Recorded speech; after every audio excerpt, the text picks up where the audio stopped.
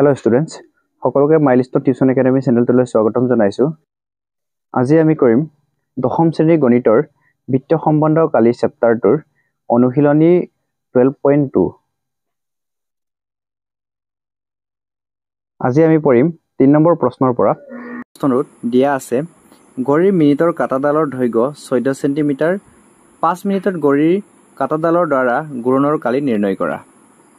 এতিয়া আমি 3 নম্বৰ প্ৰশ্নটো ষ্টাৰ্ট কৰো। আমাক দিয়া আছে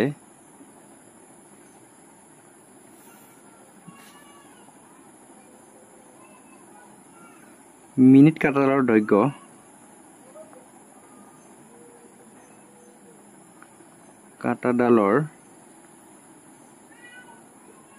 দৈৰ্ঘ্য অৰ্থাৎ এটো হ'ব ব্যাসাৰ্ধ হ'ব। ব্যাসাৰ্ধ r ইকুৱেল টু আমাক দিয়া আছে 14 সেন্টিমিটাৰ। এতিয়া আমাক 5 মিনিটত ঘড়ী কাটাডালৰ দ্বাৰা ঘূৰণৰ কালি আমাক উলিয়াব কৈছে। তেতিয়া হলে আমি 5 মিনিটত কিমান ডিগ্ৰী কোণ কৰিব হেতু উলিয়াই ল'ব লাগিব। প্ৰথমতে আমি জানো যে এটা কেন্দ্ৰীয় কোণৰ মান বৃত্তৰ এটা কেন্দ্ৰীয় কোণৰ মান কিমান হয় 360 ডিগ্ৰী থাকে।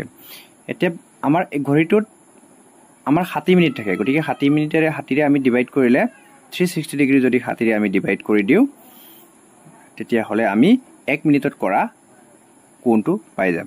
এতিয়া এই দুটাৰ কেনসেল কৰিলে আমি কি পাম 6 পাম। আলটিমেটলি তোমালোকে 1 মিনিটত ঘড়ীৰ কাটাডালে 6 ডিগ্ৰী কোণ কৰে। ঠিক আছে, আমি গম পালো যে 1 মিনিটত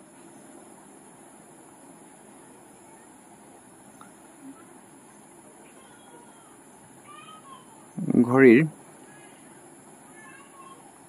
মিনিট কাটাডালে কৰা কোণ ইকুৱেল টু 6 ডিগ্ৰী।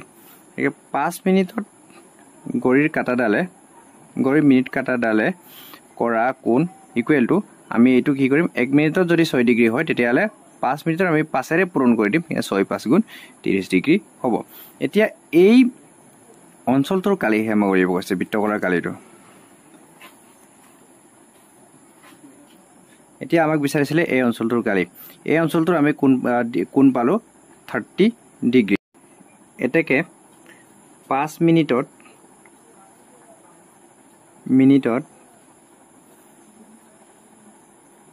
ঘড়ীৰ কাটাডালৰ দ্বাৰা ঘূৰণৰ